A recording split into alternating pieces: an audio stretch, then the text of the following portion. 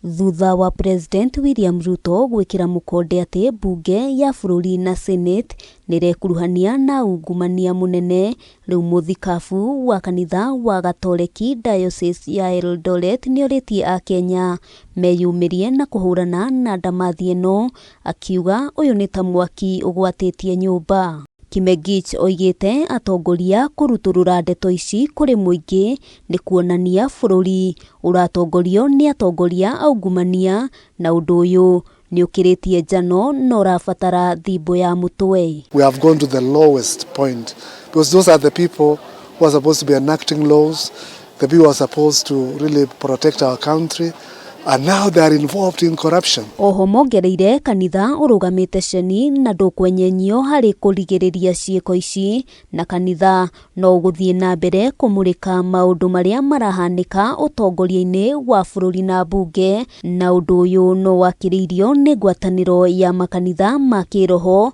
makiuga ni maranyita mbaru president hari mbara ino ya ungumania, no makamuria ahithuranie a bunge aria maramukira mahaki na matashukirio ikinya ria kiwatho. The people who are being bribed, they have their pay, they get their salaries. So what is this craze for money?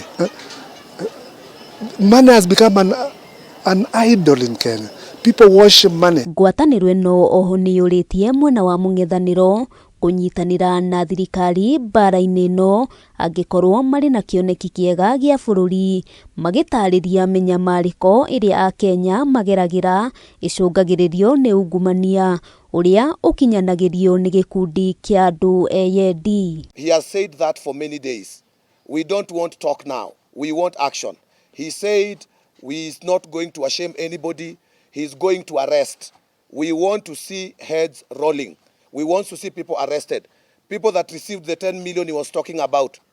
It seems he knows who received the 10 million.